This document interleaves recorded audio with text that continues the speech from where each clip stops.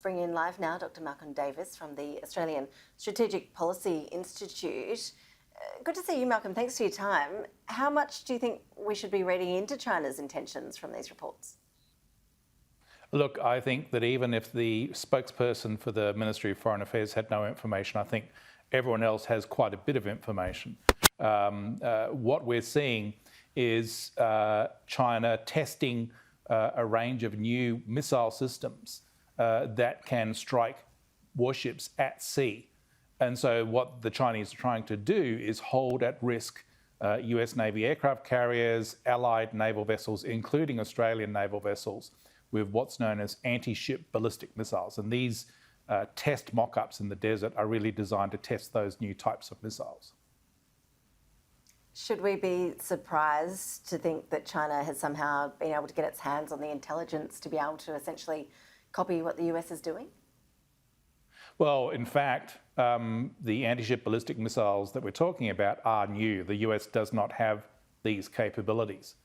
So it is a new type of weapon, and it has the US concerned because the US does not have an equivalent capability.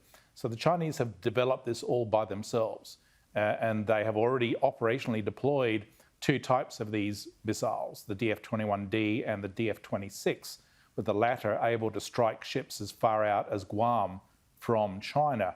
And so what that means is that the Chinese can strike at our naval vessels at sea out to 5,000 kilometres, which is a fair range and certainly would bring Australian naval vessels under threat. So yes, we should be concerned. So more broadly then, Malcolm, when you do look at China's military capabilities compared with that of the US, I mean, what are we looking at when you make that comparison? I think what the Chinese are undertaking at the moment is a rapid military modernisation and expansion, with the aim being to be in a position later in this decade to be able to use military force against Taiwan. That is the critical mission at the moment for the Chinese military.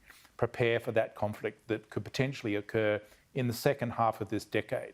At the same time, as they're developing these conventional military capabilities, they're also expanding their nuclear capabilities with a substantial expansion in the number of nuclear warheads and missile systems being underway in the People's Liberation Army. So we should be concerned. Essentially, the Chinese are bulking up and preparing for the possibility of a major war occurring in the second half of this decade. And we need to essentially respond to that and start preparing for that potential risk. And that includes the sorts of actions we've been taking recently, such as the AUKUS agreement. And in terms of that, leaving AUKUS aside for a moment, how is the US responding in terms of building up their own capabilities? I think that what you're seeing is that the US is starting to concentrate its forces in the Indo-Pacific region in anticipation of that conflict. They're starting to coordinate with allies such as Japan, Australia, and South Korea to be better prepared.